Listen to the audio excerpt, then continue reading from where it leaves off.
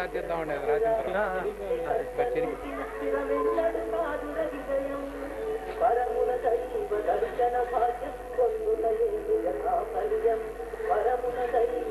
రావద్దండి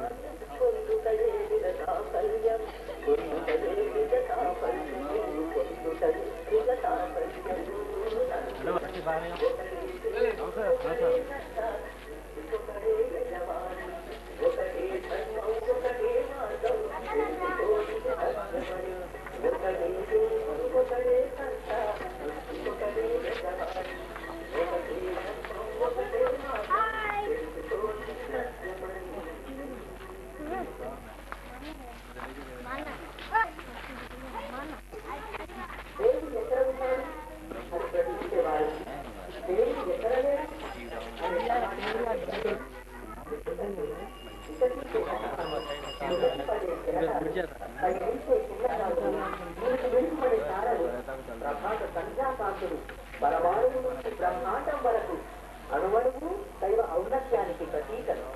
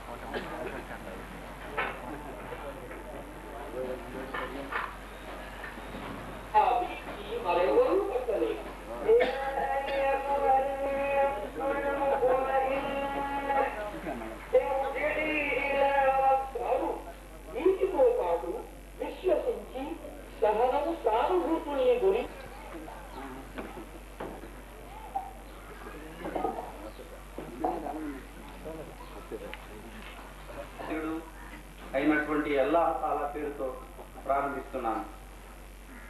రంజాన్ మాసం శుభాల మాసం. దివ్య ఖురాన్లో ఇలా ఉంది: విశ్వసించిన ప్రజలారా, ఉపవాసం మీకు విధిగా నిర్ణయించబడింది. ఏ విధంగానైతే మీకు పూర్వం ప్రవక్తలను అనుసరించే వారికి కూడా విధించబడిందో, దీని వలన మీలో భయభక్తులు జనించే అవకాశం ఉంది. మహాశయులారా, రంజాన్ నెలను పురస్కరించుకుని ఇఫ్తార్ ముందు ఏర్పాటు చేయడం అనేది ఈ సభకు గౌరవనీయులు మన మండల రెవెన్యూ అధికారి గారు అయినటువంటి జి దేవదాస్ గారిని సభకు అధ్యక్షులు వహించవలసింది కాబోతున్నాం.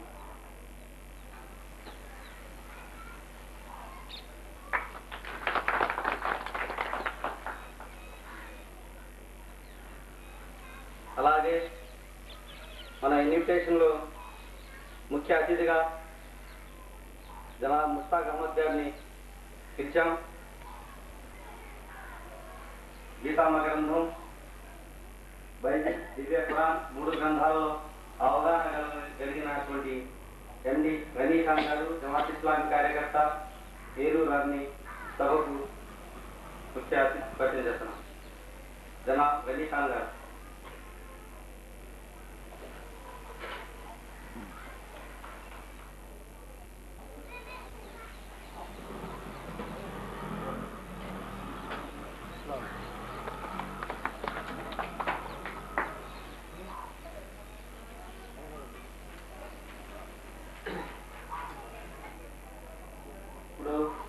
ఈ కార్యక్రమం దివ్య ఖురాన్ పఠనంతో ప్రారంభమవుతుంది.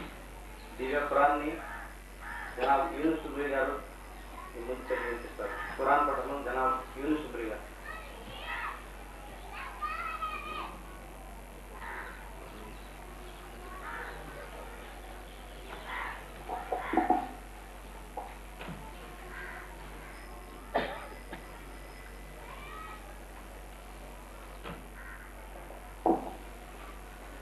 أعوذ بالله من الشيطان الرجيم.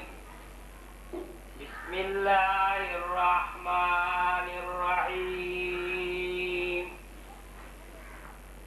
شهر رمضان الذي أنزل فيه القرآن هدى للناس وبينات من الهدى والفرقان، فمن شهد منكم الشهر فليصم، ومن كان مريضا أو على سفر فعدة من أيام أخر، يريد الله بكم اليسر ولا يريد بكم العسر ولتكملوا العدة ولتكبروا الله على ما هداكم ولعلكم تشكرون. صدق الله مولانا العظيم.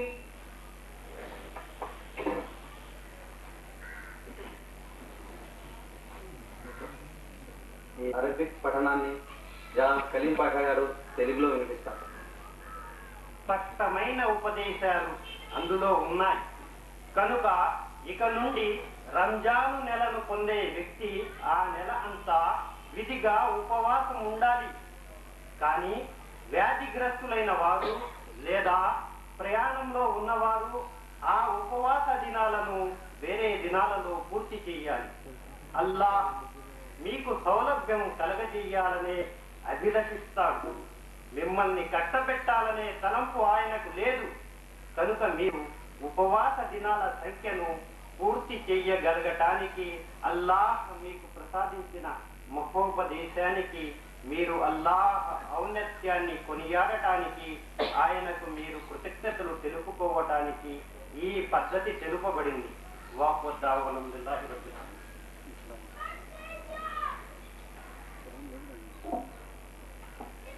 హరించడం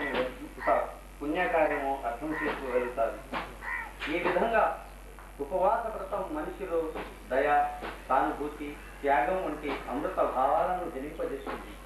ఇది సమాజంలోని వీరు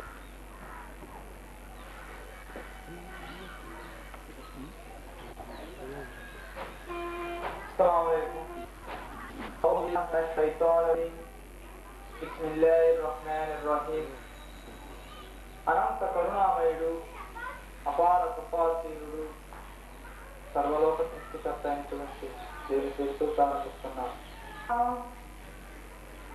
ఓ దైవ గ్రంథమా,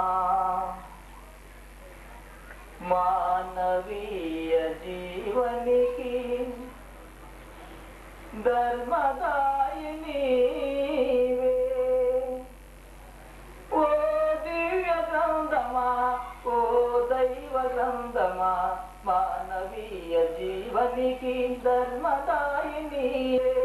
నీవే పుర్కాను, నీవే సత్య అసత్యాల గీతురాయి నీవే. రమజాను నెలలోని ఘనమైన రేయి, దివి నుండి భువిపైకి దిగి వచ్చినావు. రమజాను నెలలోని ఘనమైన రేయి, దివి నుండి భువిపైకి దిగి వచ్చినావు. చీకటి బ్రతుకుల్లో వెలుగు నింపినావు.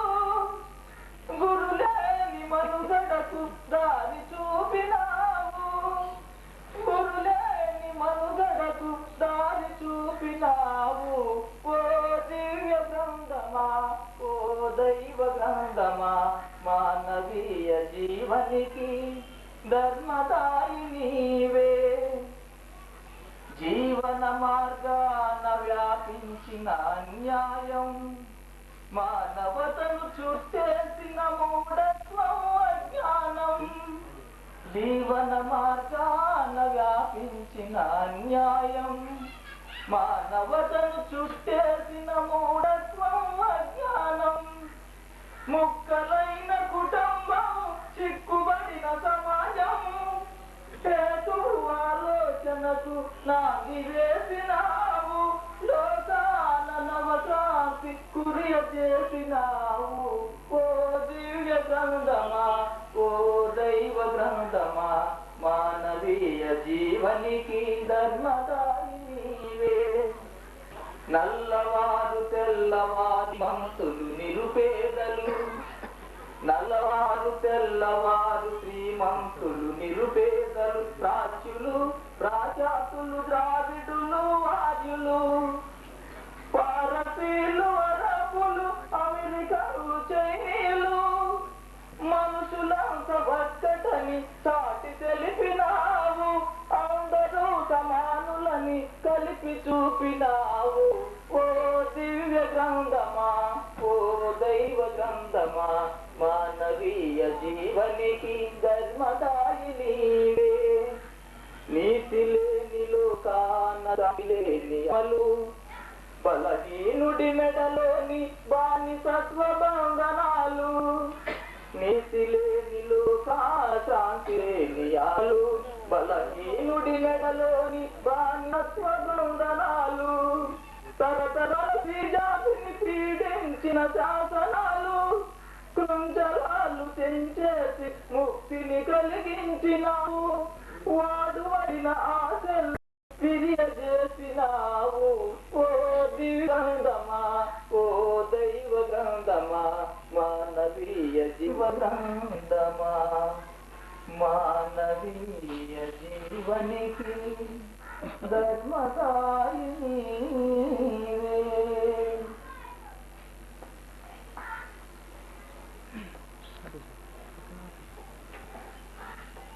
సంఘ శ్రేయోభిలాషులైన వారందరిపై ఉంది. దివ్య పురాణంలో ఉంది.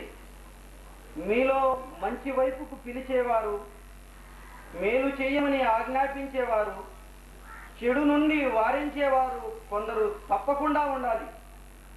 ఈ పనిని ఎవరైతే చేస్తారో వారే సాఫల్యం పొందుతారు. ఇప్పుడు మన ముఖ్య అతిథి జనాబ్ ఎండి గనీ ఖాన్ గారు, జమాత్ ఇస్లామీ కార్యకర్త, మన సందేశాన్ని ఉంచారు. గనీ ఖాన్. ఈ సమావేశానికి వీక్షించినటువంటి పెద్దలు, తోటి సోదరులందరికీ అస్సలాము అలైకుం. మహాశయులారా, పవిత్ర రంజాను మాస సందర్భంగా ఏర్పాటు చేసుకోబడినటువంటి ఈ యొక్క ఇఫ్తార్ విందు కార్యక్రమంలో మరి నాలాంటి వ్యక్తిని ఇక్కడ ఉంచోబెట్టి కొన్ని విషయాలు రంజాన్ మాసానికి సంబంధించి, దైవ ధర్మానికి సంబంధించి, దేవునికి సంబంధించిన విషయాలు కొన్ని మీ ముందు ఉంచేటువంటి భాగ్యం కలిగించినటువంటి ఆ దైవానికి నేను అందరికంటే ముందు కృతజ్ఞతాస్తుతులు తెలియజేసుకుంటున్నాను. ప్రియ సహోదరులారా,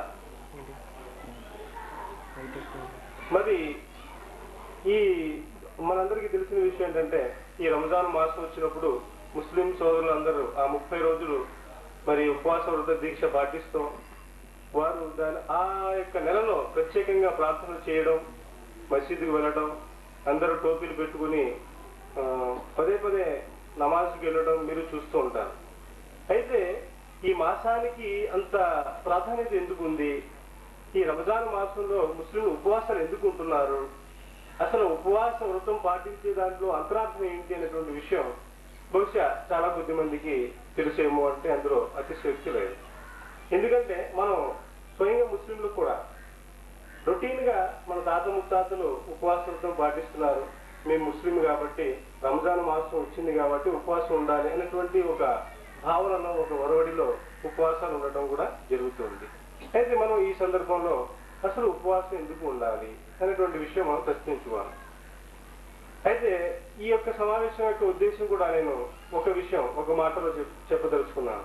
అదేంటంటే, ఈ భారత సమాజం ఒక తోట లాంటిది. ఒక తోటలో అనేక రకాల పూల చెట్టులు, అనేక రకాల మరి మొక్కలు ఏ విధంగా ఉంటాయో, ఈ దేశంలో కూడా అనేక కులాలు, అనేక మతాలు, అనేక జాతులు కలిసి నివసిస్తున్నటువంటి దేశం ఇది.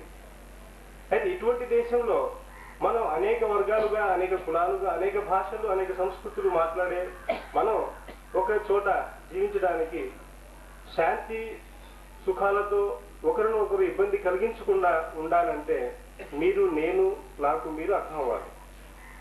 నేను చేసే ప్రతి పని మీకు తెలుస్తూ ఉండాలి, మీరు చేసే పని నాకు తెలియాలి. ఇప్పుడు హిందూ సోదరులు ఉపవాసాలు ఉంటే వారు ఎందుకు ఉండాలో నాకు తెలియాలి. వారు ఒక పండుగ చేస్తున్నారంటే వాళ్ళు ఎందుకు చేస్తారో నాకు తెలియాలి. నేను ఒక పండుగ చేస్తున్నానంటే అది ఎందుకు చేస్తున్నారో మీకు కూడా తెలియాలి. అదేవిధంగా క్రైస్తవ సోదరులు ఏ విధంగా వారి వారి యొక్క ఆరాధనలో వారి వారి పండుగలు ఏ విధంగా చేసుకుంటారో అవి వాటి యొక్క అంతరార్థం ఏంటో మిగతా వారికి కూడా తెలిస్తే స్నేహం చేయడానికి, కలిసిమెలిసి జీవించడానికి ఇది ఎంతో ఉపకరిస్తుందని మేము భావిస్తూ ఇలాంటి కార్యక్రమాలు చేస్తూ ఉంటాం. అయితే కూడా ఇలాంటి కార్యక్రమం మేము చేయడం జరుగుతుంది. సరే, ఇప్పుడు మనం ఏంటంటే ఉన్న కొద్దిపాటి సమయంలో కొన్ని విషయాలు ముచ్చటించుదాం. అందులో ఇప్పుడు మిత్రులు చెప్పినట్టుగా ఈ యొక్క రంజాన్ మాసానికి ఇంత ప్రాధాన్యత ఎందుకు ఉంది అంటే, ఇది పవిత్ర ఖురాన్ అవతరించిన నెల రంజాన్ నెల అని చెప్పడం జరిగింది.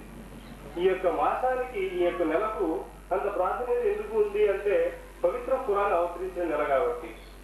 అయితే పవిత్ర ఖురాన్ ఏంటి, అది ఎందుకు పవిత్రమైంది, ఆ ఖురాన్ అవతరించినందుకు అంత ప్రాధాన్యత ఎందుకు ఉంది అని మనం ఆలోచిద్దాం. అయితే ఈ నెలలో చేస్తే అని ఒక గిఫ్ట్ లాగా ఒక కొన్ని ప్రోత్సాహకాలు ఈ నెలలో ఇవ్వడం జరిగింది. అయితే ఇవన్నీ ఎందుకు ఇవ్వడం జరిగింది అంటే దానికి కారణం ఖురాన్ అవతరణ, కేవలం ఖురాన్ అవతరించింది కాబట్టి. సరే, మరి ఇంత విలువైనటువంటి, ఇంత ప్రాధాన్యత సంతరించుకున్నటువంటి ఈ గ్రంథానికి అంత విలువ ఎందుకు వచ్చింది? అందులో ఏ విషయాలు ఉన్నాయి? అందులో ఏ విషయాలు ఉన్నాయి కాబట్టి దానికి అంత రంగాలు అయితే అతను ఎదుర్కోబోతున్నాడో అన్ని రంగాలను కూడా ఈ గ్రంథం సంస్కరిస్తుంది, ఆ రంగాలను కూడా టచ్ చేస్తుంది, దాని గురించి చెప్తుంది. అయితే ఉదాహరణకు మరి ఆధ్యాత్మిక విషయాలు అందులో ఉన్నాయి, సామాజిక విషయాలు అందులో ఉన్నాయి, ఆర్థిక విషయాలు అందులో ఉన్నాయి, మరి రాజకీయ విషయాలు అందులో ఉన్నాయి. మరి ఈ విధంగా చూసుకుంటూ పోతే మానవుడు పుట్టినప్పటి నుంచి చనిపోయే వరకు అతని జీవితంలో ఎన్ని రంగాలను అయితే అతను దాటుకుంటూ వెళ్తూ ఉంటాడో అన్ని రంగాలను కూడా ఈ గ్రంథం టచ్ చేస్తూ ఉంటుంది, ఆ రంగాల గురించి చెప్తూ ఉంటుంది. ఆ రంగాల విషయంలో ఆ మనిషికి ఒక మార్గదర్శకత్వం వహిస్తూ ఉంటుంది. కాబట్టి ఆ గ్రంథానికి అంత ప్రాధాన్యత, ఆ గ్రంథం అవతరించినటువంటి ఈ నెలకు కూడా అంత ప్రాధాన్యత. సరే, ఈ గ్రంథాన్ని పరిచయం చేస్తూ స్వయంగా నా భాషలో కాకుండా ఆ గ్రంథ భాషలోనే మీకు ఒక విషయం చెప్తున్నాను. అది 2వ అధ్యాయం 159వ వాక్యంలో దివ్య ఖురాన్ స్వయంగా చెప్తుంది. మేము అవతరింపజేసిన స్పష్టమైన జ్ఞానబోధలు, ధర్మబోధలు వాస్తవానికి మానవులందరి మార్గదర్శకత్వం కోసం. ఇక్కడ ఒక విషయం చెప్పడం జరిగిందండి. ఇది దీంట్లో జ్ఞానబోధ ఉంది. ఇందులో ఎన్నో విషయాలు ఉన్నాయి. అవి ఎవరి కోసం? సర్వ మానవాళి కోసం, అందరి కోసం. కేవలం ముస్లింల కోసం ఇది ఎంత మాత్రం రాలేదు అనేటువంటి విషయం కూడా మనం ఈ వాక్యం బట్టి తెలుసుకోవచ్చు. దీనిలో ధర్మబోధ ఉంది, తర్వాత స్పష్టమైనటువంటి జ్ఞానబోధలు ఇందులో ఉన్నాయి. ఇవి సర్వమానవాళి కోసం వచ్చినటువంటి గ్రంథం అనేటువంటి విషయం కూడా ఇక్కడ చెప్పడం జరిగింది. తర్వాత 2వ అధ్యాయంలో 185వ శ్లోకం చూసినట్లయితే ఇక్కడ మరి దేవుడు చెప్తున్నాడు, ఈ గ్రంథంలో మానవులందరి మరుగుతూ ఉన్నాయి. ఈ రోజు అధికారంలో అహంకారం, స్నేహంలో మోసం, ఇలాంటివి ఎన్నో మన ముందు కనిపిస్తున్నాయి. ప్రభుత్వాల దౌర్జన్యం, మనం ప్రభుత్వం కదా అని చెప్పి చూస్తుంటే అక్కడ దౌర్జన్యాన్ని మనం ఎదుర్కోబోతున్నాం. ఇలాంటి విషయాలు మన ముందు ఉన్నాయి. స్నేహం చేస్తే ద్రోహం మనకు దానికి ఆన్సర్ గా వస్తుంది. ఈ పరిస్థితి ఈ రోజు నాడు మన ముందు ఉంది. సరే, ఇది ఎందుకు ఉంది అంటే మహర్షుల మనం గ్రంథాలను చదవకపోవడం, గ్రంథాలను అవగాహన చేసుకోకపోవడం. అయితే ఏదైతే నైతికత, ఏదైతే ఆధ్యాత్మికత మనలో ఉందో అది గ్రంథానికి సంబంధం లేనిదై ఉండడం. నా మట్టుకు నేను ఇలా చేసుకుంటే ఇది ఆధ్యాత్మికత అని ఎవరికి వారు తమ ఆధ్యాత్మికతను తామే నిర్ణయించుకోవడం దీని ఈ సర్వ రుగ్మతలకు కారణం అని మేము భావిస్తున్నాం. ఎందుకంటే చూడండి, మనిషి జీవితంలో ఆధ్యాత్మికత విషయంలో దైవ భావన ఏదైతే ఉందో అది సరిగ్గా లేని రోజున అతనిలో సర్వ చెడులకు కారణం అదే అని మేము భావిస్తూ ఉన్నాం. సరైన దైవ భావన, దేవుడు ఉన్నాడు, ఆయన ఒక్కడు, మేము ఆయన వద్దకు వెళ్ళవలసి ఉంది, ఈ జీవితంలో చేసుకున్నటువంటి ప్రతి కర్మకు ఆయనకు సమాధానం చెప్పుకోవాల్సి ఉంది అనేటువంటి భీతితో, భావనతో ఏ మనిషి జీవిస్తాడో అతని వల్ల హాని జరగదు అనేటువంటిది మా యొక్క ప్రగాఢమైనటువంటి విశ్వాసం. ఏ వ్యక్తి అయితే దేవుడు ఉన్నాడు, ఆయన ఉండవలసిన చోట ఆయన ఉన్నాడు, ఆయన ఒక సెల్యూట్ కొడితే సరిపోతుంది అనే భావన వేరు.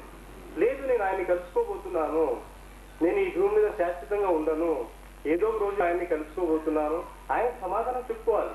ఆయన నాకు ప్రసాదించినటువంటి ఈ జీవితం 30 ఏళ్ళు కానివ్వండి, 80 ఏళ్ళు కానివ్వండి, 100 ఏళ్ళు కానివ్వండి, 100 ఏళ్ళు దాటినా సరే ఈ జీవితంలో చేస్తున్నటువంటి ప్రతి కర్మకు ఆయన ముందు నేను సమాధానం చెప్పుకోవాలి. జవాబుదారీతనం ఏ వ్యక్తిలో అయితే ఉంటుందో ఆ వ్యక్తి వల్ల సమాజానికి ఎటువంటి హాని ఉండదు అని చెప్పేసి నేను భావిస్తూ ఉన్నాను. అంటే మనం బస్ స్టాండ్కి వెళ్ళి విజయవాడ వైపు వెళ్లే బస్సు విజయవాడ కోసం టికెట్ తీసుకుని కూర్చుంటే అది విజయవాడే తీసుకెళ్తుంది.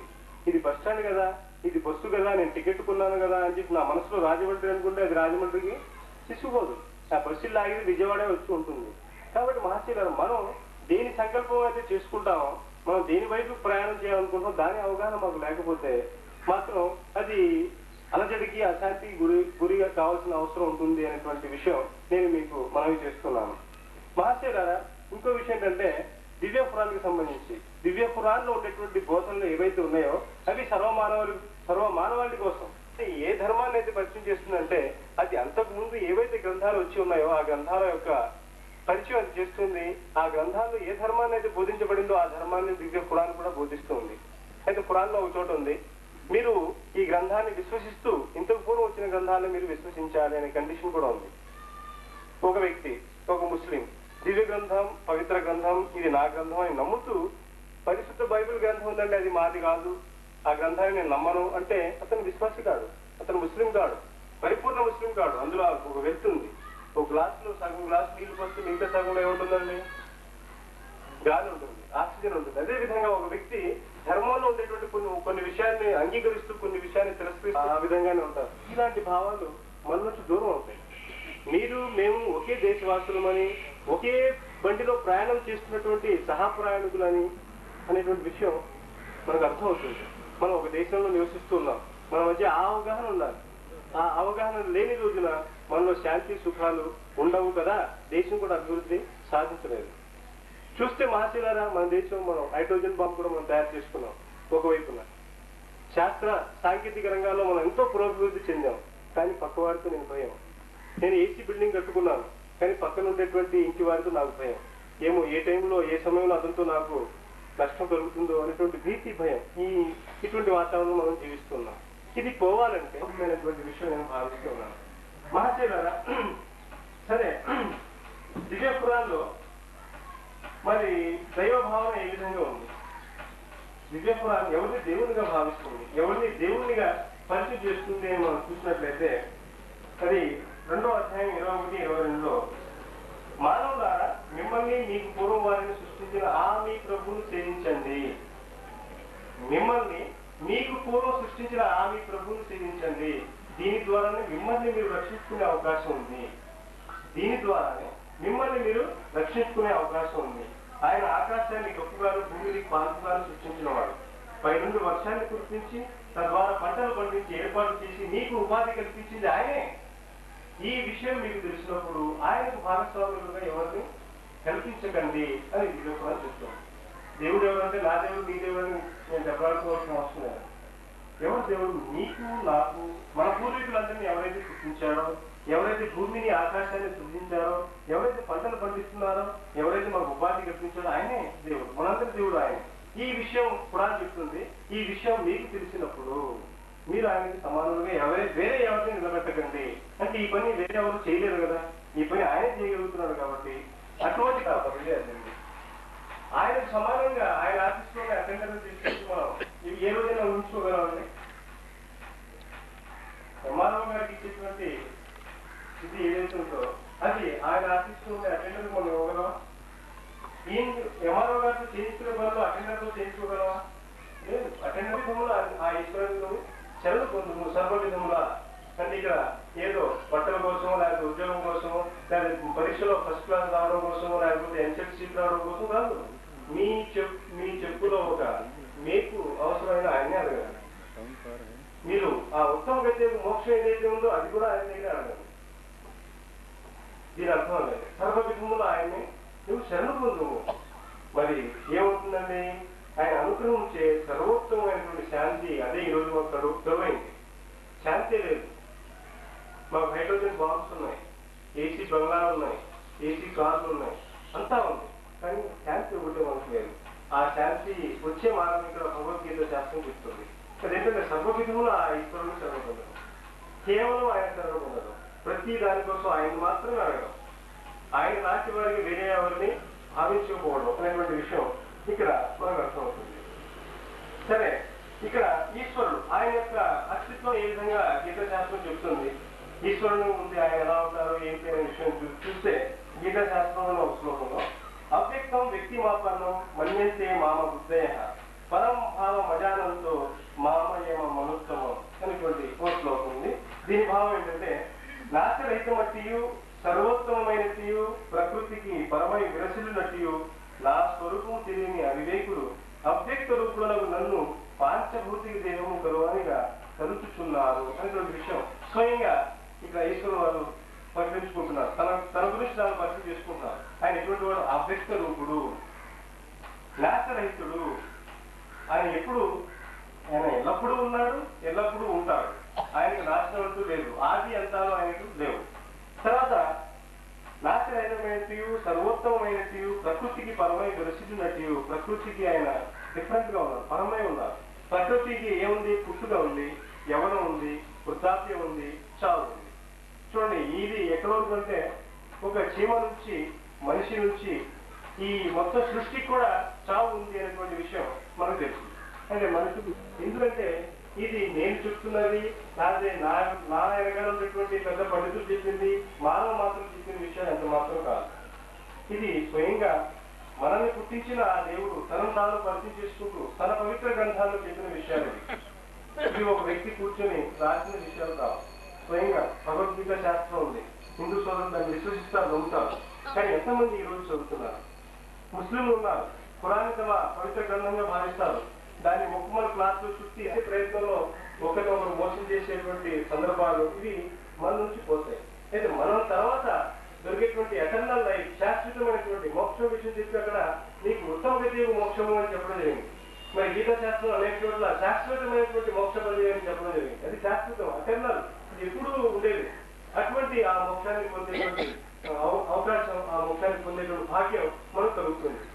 సరే, ఇది దేవునికి సంబంధించి దైవ భావనకు సంబంధించినటువంటి కొన్ని విషయాలు చాలా సింపుల్ గా మనం ఒక్కొక్క శ్లోకాన్ని టచ్ చేసి అర్థం చేసుకున్నాం.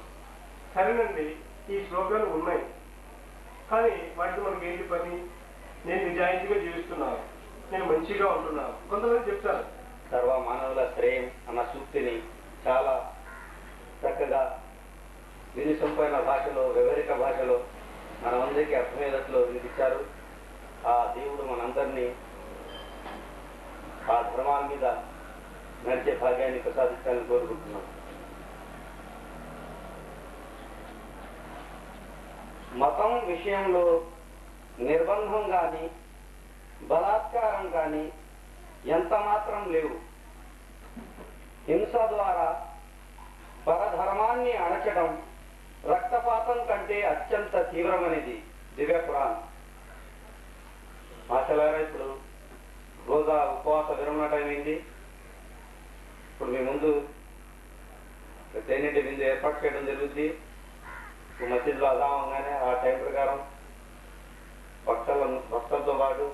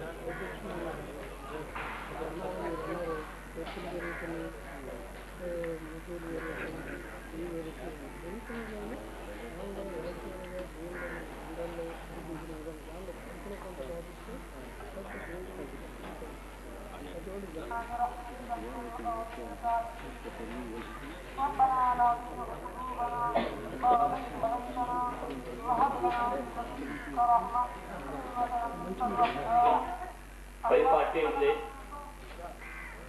ఇప్పుడు దువాతో అందరం ఉపవాసం చేద్దాం. అల్లాహుమ్మా లకా సుంతు వబికా ఆమంతు అలైక తవక్కల్తు వాలా రిజ్కా అఫ్తర్తు తతఖబ్బల్ మిన్నీ. బిస్మిల్లాహ్, దైవం పేరుతో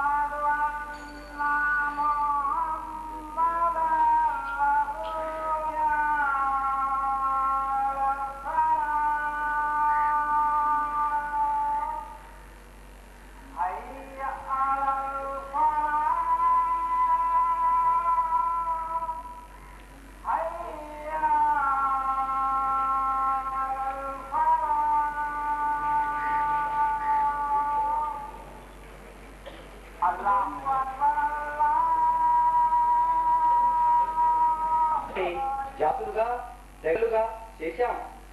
వాస్తవానికి మీలో ఎవరైతే అత్యధికంగా భయభక్తులు గలవాడో అతడే దేవుని దృష్టిలో గౌరవనీయుడు. దివ్యపురా ఆచార్యుడు, మన సభాధ్యక్షులు, పావన మండల రెవెన్యూ అధికారి ఈ దేవదాస్ గారు అధ్యక్షోపన్యాసం చేస్తారు. వచ్చిన ముఖ్య అతిథి మహమ్మద్ గనీ గారు గారికి, పామర్ గ్రామ పుర ప్రముఖులకు నా నమస్కారములు. ముఖ్యంగా పామర్ గ్రామం ముస్లిం సోదరు ఈ ఇఫ్తార్ విందుకు నన్ను ఆహ్వానించినందుకు ముఖ్యంగా నేను కృతజ్ఞతలు తెలుపుకుంటున్నాను. మన గనికాన్ గారు మన 3 మతాల విషయంలో 3 గ్రంథాల్లో ఒక్కొక్క వచనం ప్రతి దానిలో నుండి తీసుకుని అన్ని 3 గ్రంథంలో ఉన్నటువంటి తేడాలు ఒకటేనని, వాటికి ఏమి తేడాలు లేవని, ఆ గ్రంథాల్లో భగవద్గీత కానీ బైబిల్ కానీ ఖురాన్లో కానీ ఒకే విధంగా దేవుడు ఒకే విధంగా మానవుల్ని సరైన నడవడి నడుచుకునేందుకు, సరైన మార్గంలో వెళ్ళేందుకు సూచనలిచ్చారని చెప్పారు. అది మరి అక్షరాలు మన అందరికీ తెలుసు. కానీ మనం వాటిని సరైన ఆచరణలో పెట్టకపోవడమే దీనివలన ఇప్పుడు మందిరాలు పెరుగుతున్నాయి, చర్చిలు ఎక్కువగా పెరుగుతున్నాయి, అట్లాగే ముస్లిం కట్టడాలు కూడా పెరుగుతున్నాయి. కానీ దీనిలో నాణ్యత లేదని మనందరికీ తెలుసు. ఎందుకంటే మనం దాన్ని సరిగ్గా ఆ గ్రంథాన్ని సరిగ్గా అవగాహన చేసుకోకపోవడం వలన, దానిలో ఉన్న విషయాలను మనం సరిగ్గా గుర్తించకపోవడం వలన వాటిలో మనం పురోగతి చెందలేకపోతున్నాం. ఎందుకంటే ఇప్పుడు మన దేశంలో ఎక్కువగా అశాంతిగానే నడుస్తుంది. ఇందుకు కారణం అది ముఖ్యంగా మనం మన యొక్క మత ఆచారాలని సరైన రీతిలో మనం పాటిస్తే అవి చాలా తగ్గుముఖం పడతాయని నేను అనుకుంటున్నాను. మరి ఈ ఇఫ్తార్ విందు గురించి మన గనీఖాన్ గారు చాలా విపులంగా చెప్పారు. ఇది కేవలం కుల మత భేదాలను మరిచి అన్ని కులాలు అన్ని మతాలు కలిసి పనిచేస్తే అది మన యొక్క కుటుంబాలు కానీ మన యొక్క దేశ సమస్యలు కానీ అన్నీ కానీ సరైన సక్రమ మార్గంలో నడగలమని మరి ఈ ఇఫ్తార్ విందు యొక్క ముఖ్య విశేషాలు. మరి అందుకని ముస్లిం సోదరులు గత 30 రోజుల నుండి ఉపన్యాసం చేస్తున్నారంటే ఇవన్నీ వారి యొక్క దేవుని ప్రార్థించి అందరూ కలిసి ఈ చెడు అలవాట్ల నుండి దూరంగా ఉండటానికి, ఆరోగ్యవంతులై ఉండటానికి, సక్రమైన నడవని నడుచుకోవటానికి ధైర్యమును కలిగించమని దేవుని ప్రార్థించారు.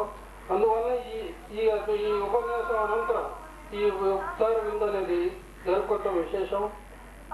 పోతే గనీఖాన్ గారు చెప్పారు, ప్రతి మానవుడు దేవుని దగ్గరికి తన యొక్క ఇదిని చెప్పుకోవాల్సిన బాధ్యత ఉందని చెప్పాడు. అది కరెక్టే. మరి మనం ఏదో అనుకుంటాం, మనం ఇక్కడేదో రకరకాలుగా అనుభవిస్తూ అది ఎన్నో విలాసవంతమైన జీవితం గడుపుతాం. కానీ ప్రతి మానవుడు చిన్నవాడైనా పెద్దవాడైనా కానీ ఆ దేవుని దగ్గర క్షమాపణ చెప్పుకోవాలి. అది మాత్రం గుర్తుంచుకుంటే ప్రతి ఒక్కరూ మనం సక్రమ మార్గంలో నడవగలమని నేను అనుకుంటున్నాను. నాకు ఈ అవకాశం ఇచ్చిన ముస్లిం సోదరులకు ధన్యవాదాలు.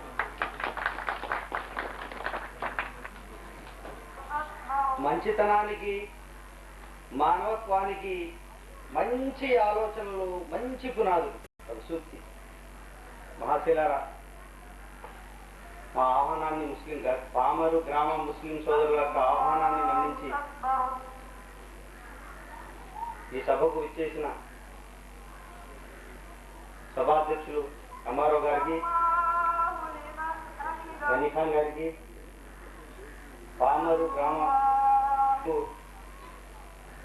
ఉపన్యాసాలు విని ఈ సభను జయప్రదం చేసిన పుర ప్రముఖులకు, ప్రెస్ వారికి, కార్యకర్తలకు, దుర్గా టెంట్ హౌస్ వారికి, పామర్ గ్రామ ముస్లిం సోదరుల తరఫున కృతజ్ఞతలు తెలుపుతున్నాను.